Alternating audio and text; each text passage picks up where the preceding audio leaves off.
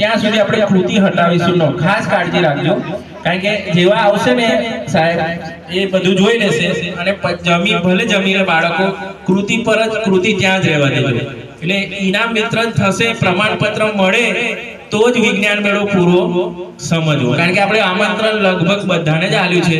હવે કોઈ 2:30 વાગે આવ્યું અને આપણે કૃતિ સમેટી લીધી તો એવું ના થાય કે વિજ્ઞાન મેળો વહેલો પતી ગયો. એટલે આપણે છેલ્લા તમને અમે અહીંથી 3 વાગે છૂટા કરી દઈશું. એટલે બાળકો તમે મૂકી અને આપણે સારા સમય છૂટા થઈ ગયા. એટલે 3 વાગે આપણે અહીંથી વિદાય લઈશું એવું આયોજન છે.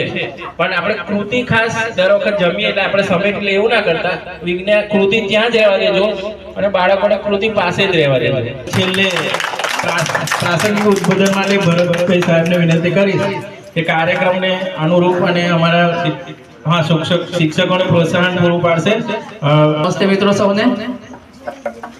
કાયમ તાણ હોય ને ઘરમાં આવવાની તાણ હોય, અને કાયમ તાણ વિજયભાઈની વધારે હોય કે આવો આવો ને આવો.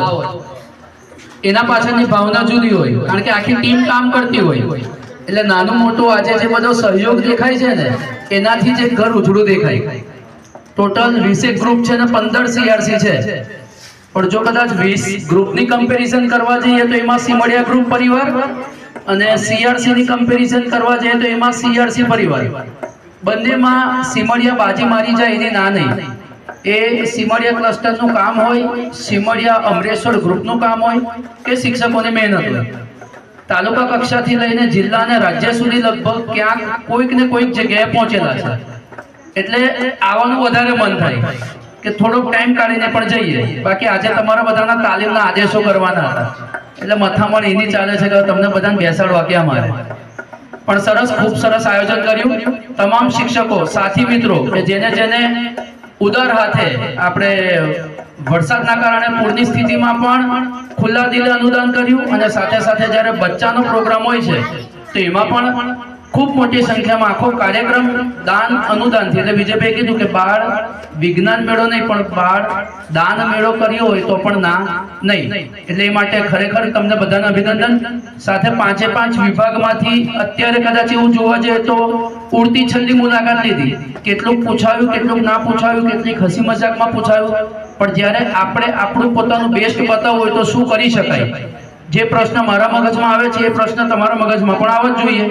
કારણ કે જો તમારે ગ્રામ્ય કક્ષાથી લઈને સ્ટેટ, નેશનલ ને ઇન્ટરનેશનલ લેવલ સુધી પહોંચવું હોય, તમારા નાનકડા વિચારને છે ત્યાં સુધી પ્રસ્થાપિત કરવું હોય તો જરૂરી છે આપણા બચ્ચાને એ પ્રોજેક્ટ બાબતે આપણે ટ્રેન કરીએ. કારણ કે તાલુકા કક્ષાથી લઈને હવે જ્યારે જિલ્લામાં જો જવાનું થશે તો જિલ્લામાં તમારા બચ્ચાઓ બોલે છે કઈ રીતે એના ઉપર માર્કિંગ હોય. અત્યારે નિર્ણાયકો આપણા ઇન્ટરનલ ક્લસ્ટરના નિર્ણય છે. તાલુકામાં આવશો ત્યારે આપણી હાઈસ્કૂલના આવશે, પણ જ્યારે જિલ્લામાં જશો ને ત્યારે આપણા બચ્ચાનું પરફોર્મન્સ કેવું હોય છે એના આધારે માર્કિંગ થાય છે. એટલે હજુ આપણી જોડે લગભગ હવે ઓછામાં ઓછો 1 મહિનો તો છે જ. આગામી આપણો તાલુકા કક્ષાનો કાર્યક્રમ આપણે પરીક્ષા આપણી ચાલુ થાય કદાચ એના પહેલા યોજીશું, જો મંજૂરી મળી જાય તો.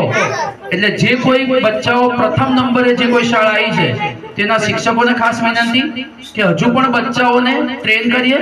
પોતાના પ્રોજેક્ટમાં શું ખૂટે છે, શું ઉમેરી શકાય, કેટલુંક નવું કરી શકાય, કેટલુંક કાઢી શકાય, પોતાની રીતે વિચારીને એક અપગ્રેડ વર્ઝન તાલુકા કક્ષાના કાર્યક્રમમાં લાવીએ. એ માટે આપ સૌને બેસ્ટ ઓફ લક. અને સમગ્ર કાર્યક્રમનું સંચાલન ખૂબ સારી રીતે કરનાર મારી સાથી મિત્ર વિજયભાઈને પણ આ તબક્કે ખૂબ ખૂબ thank you so much Vijaybhai.